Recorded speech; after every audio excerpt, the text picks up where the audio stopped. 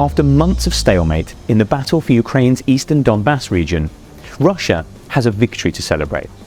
The town of Soledar, a few miles to the north of Bakhmut, has fallen to the Kremlin's forces. Russia hopes this is a stepping stone to capturing Bakhmut itself before pushing on to take the rest of the region.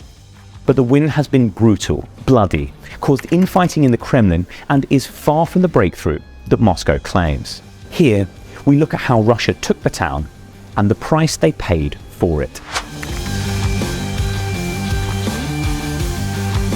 Soledar is a small town in eastern Ukraine, about 7 miles north of the key crossroads city of Bakhmut.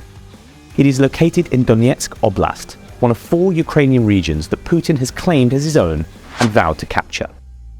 Heavy fighting has been going on there since August, with Russia unable to break through Ukraine's defences for months. But on January 12th, the Kremlin's commanders claimed the town as their own. The win moved the front line forwards just a few miles, but was celebrated in victory-starved Moscow as evidence that everything is going according to Putin's master plan.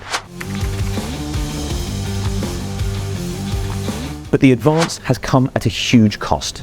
20,000 Russian troops may have been killed fighting in Soledar and Bakhmut, according to one of President Zelensky's advisors. Conditions on the battlefield have been described as hellish, reminiscent of the darkest days of the First World War. Almost all trees and buildings have been destroyed, meaning Ukrainian troops were dug into trenches for protection. They were subjected day and night to withering artillery fire before Russian troops charged forward in an attempt to overrun their lines. Ukrainian officials describe soldiers running around and over the bodies of their dead comrades in hopeless attacks.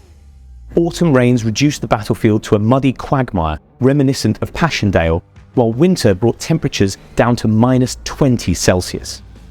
Drones captured footage of Russian soldiers freezing to death in shallow foxholes, while the vicious cold made combat wounds much deadlier. The attacks were spearheaded by the Wagner Group, a private military company run by Yevgeny Prigozhin, a friend of the Russian president, dubbed Putin's chef. His troops are known for brutality and a complete lack of morals, hired straight out of Russian prisons or from recruits dismissed by the regular Russian military. In Soledar, they have been mixed in with what is left of Russia's paratrooper units and its newly mobilized men and used as cannon fodder. This has caused infighting between Prigozhin and his bitter rivals in the Russian Ministry of Defense over who exactly is responsible for the victory. As the news that Soledar had fallen began to spread in Russian media, Prigozhin said the win belonged to Wagner, and Wagner alone. That was contradicted by the Russian Ministry of Defense, which insisted its troops had led the attack. After a day of back and forth, the Ministry of Defense suddenly backed down and credited Wagner, following a meeting between Prigozhin and Putin. But the Wagner boss has not had everything his own way. General Surovikin, who had been in charge of the war in Ukraine for the last 3 months, was suddenly demoted just as Soledar was falling. Surovikin, an ally of Prigozhin, was replaced by General Gerasimov, overall head of the Russian armed forces and a Ministry of Defense loyalist. The move suggests that victory in Soledar has fractured the fragile balance of power inside the Kremlin, with Prigozhin rising perhaps a bit too far and too fast for Putin's liking. The Russian president, typically a master at playing off factions against one another to his own benefit, may now feel threatened by a monster of his own making.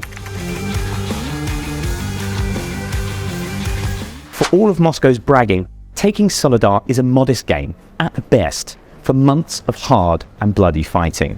Ukraine continues to insist that Russia is not even in control of the whole town, as their soldiers still hold positions in the outskirts.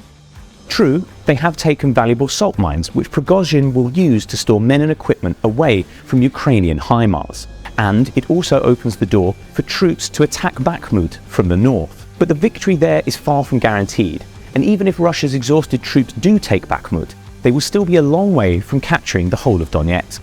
Each man they lose in that effort will be one less to hold back the Ukrainian counterattack that is brewing, which will now be armed with British Challenger tanks.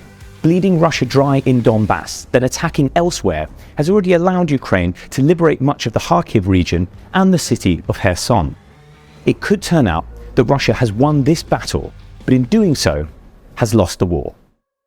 If you enjoyed this video, don't forget to hit like and subscribe.